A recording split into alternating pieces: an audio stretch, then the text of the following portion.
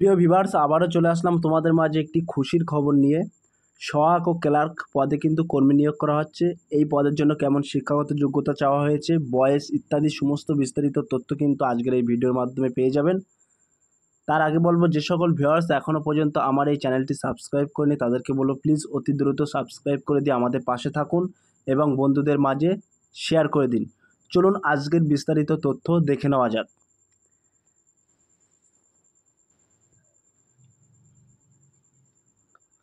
প্রিয় ভিউয়ার্স, এখানে কিন্তু তোমাদেরকে বলা হয়েছে সিভিল কোর্ট ক্লার্ক ভ্যাকান্সি 2024 চাকরির প্রার্থীদের জন্য নতুন একটি খুশির খবর। সিভিল কোর্ট দপ্তরে কর্মী নিয়োগের বিজ্ঞপ্তি প্রকাশিত হলো। রাজ্যের যে কোনো জেলার থেকে প্রার্থীরা এই পদগুলির জন্য আবেদন জানাতে পারবেন। প্রিয় ভিউয়ার্স, এখানে কিন্তু তোমাদেরকে সিভিল কোর্ট ক্লার্কের ভ্যাকান্সি বিজ্ঞপ্তি কিন্তু ইতিমধ্যে প্রকাশ করা হয়েছে। এখানে কিন্তু রাজ্যের যে কোনো জেলার প্রার্থীরা কিন্তু এই পদের জন্য আবেদন করতে পারবেন।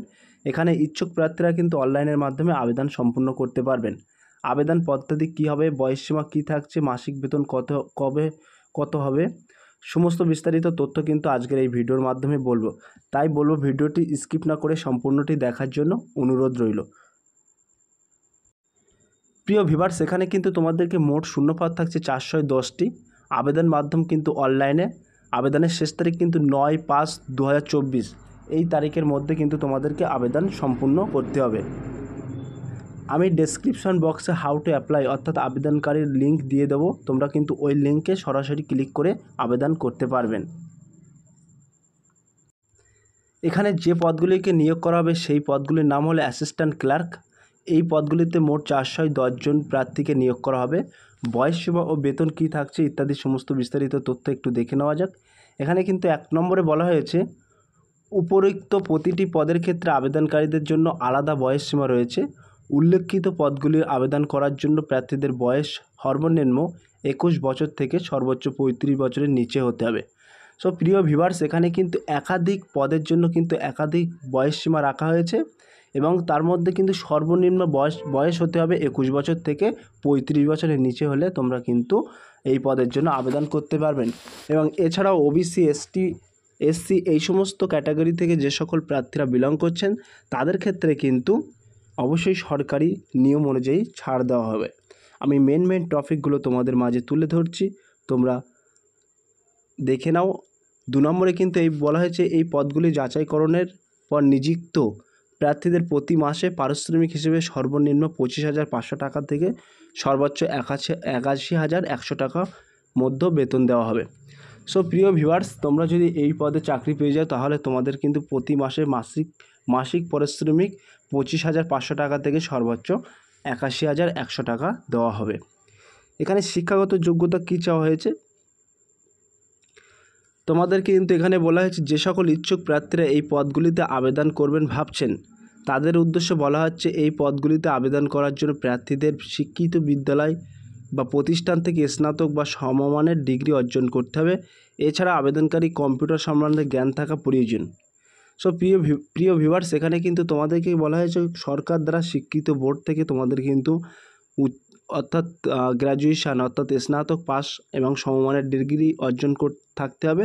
তার পাশাপাশি কিন্তু কম্পিউটার সম্বন্ধে জ্ঞান থাকা প্রয়োজন। সো প্রিয় ভিউয়ার্স, কীভাবে তোমরা আবেদন করবেন, এখানে কিন্তু আবেদনের বেশ কিছু কলম আমরা তুলে ধরেছি। 1 নম্বরে বলা হয়েছে এখানে আবেদন করতে হলে অনলাইনের মাধ্যমে আবেদন করতে হবে। 2 নম্বরে বলা হয়েছে সর্বপ্রথম সংস্থার অফিসিয়াল ওয়েবসাইটে গিয়ে রেজিস্ট্রেশন সম্পূর্ণ করতে হবে। 3 নম্বরে কিন্তু বলা হয়েছে এরপর নির্ভুলভাবে সম্পূর্ণ ফর্ম ফিল আপ করতে হবে। তারপরে কিন্তু বলা হয়েছে যা ডকুমেন্টস চেয়েছে সেগুলোকে নির্দিষ্ট সাইজ মতো আপলোড করতে হবে। সর্বশেষ কিন্তু 5 নম্বরে বলা হয়েছে সর্বশেষ নির্দিষ্ট ডেট এবং টাইমের মধ্যে আবেদন প্রক্রিয়া সম্পূর্ণ করতে হবে।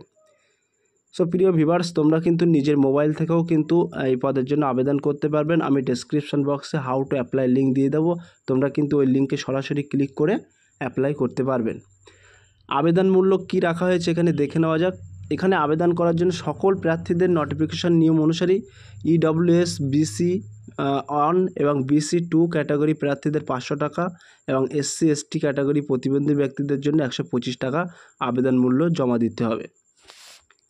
সো প্রিয় ভিউয়ার্স, এখানে কিন্তু ইডব্লিউএস এবং জেনারেলদের ক্ষেত্রে BC 1 BC 2 এই সমস্ত ক্যাটাগরি প্রার্থীদের ক্ষেত্রে কিন্তু 500 টাকা ফিস জমা করতে হবে এবং SC ST প্রতিবন্ধী ব্যক্তিদের ক্ষেত্রে কিন্তু 125 টাকা আবেদন মূল্য জমা দিতে হবে। নিয়োগ প্রক্রিয়া সিলেকশন প্রসেসটা দেখে নেওয়া যাক। এখানে কিন্তু বলা হয়েছে উল্লেখিত পদে আবেদনকারীদের উপযুক্ত যোগ্যতা থেকে থাকলে আবেদন প্রার্থীদের নির্দিষ্ট পদ্ধতিতে যাচাই করা হবে। আবেদন প্রার্থীদের সব যাচাইয়ের জন্য 90 নম্বরের লিখিত পরীক্ষা ও তারপর কম্পিউটার স্কিল টেস্ট হবে। সর্বশেষে পরীক্ষা ও কম্পিউটার স্পিড টেস্ট উত্তীর্ণ প্রার্থীদের সাক্ষাৎকারের ভিত্তিতে নিযুক্ত করা হবে। সো প্রিয় ভিউয়ার্স, তোমাদের কিন্তু এখানে বলা হয়েছে তোমাদেরকে প্রথমে 90 নম্বরের লিখিত পরীক্ষা হবে। লিখিত পরীক্ষার পাস করার পাশাপাশি তোমাদেরকে কম্পিউটার স্কিল টেস্ট নেওয়া হবে। কম্পিউটার স্কিল টেস্টে যদি তোমরা উত্তীর্ণ হয়ে থাকো তারপরে কিন্তু সর্বশেষে তোমাদের সাক্ষাৎকার অর্থাৎ ইন্টারভিউ হবে। ক্লিয়ার? গুরুত্বপূর্ণ তারিখ কিন্তু আবারও জানিয়ে দিচ্ছে। এখানে কিন্তু বলা হয়েছে 9/5/2024 এই তারিখের মধ্যে কিন্তু তোমাদের আবেদন সম্পূর্ণ করতে হবে। সো প্রিয় ভিউয়ার্স, আমি কিন্তু হাউ টু অ্যাপ্লাই লিঙ্ক আমি ডেসক্রিপশন বক্সে দিয়ে দিচ্ছি। তোমরা ওখান থেকে কিন্তু লিঙ্কে ক্লিক করে সরাসরি তোমরা অ্যাপ্লাই করতে পারবে। সো প্রিয় ভিউয়ার্স, এই ছিল আজকের টপিক ভিডিওটি। যদি ভিডিওটি ভালো লেগে থাকে প্লিজ লাইক, কমেন্ট এবং শেয়ার করে দিন বন্ধুদের মাঝে। ফিরে আসছে আগামী দিনে তোমাদের জন্য নতুন একটি টপিক ভিডিও নিয়ে।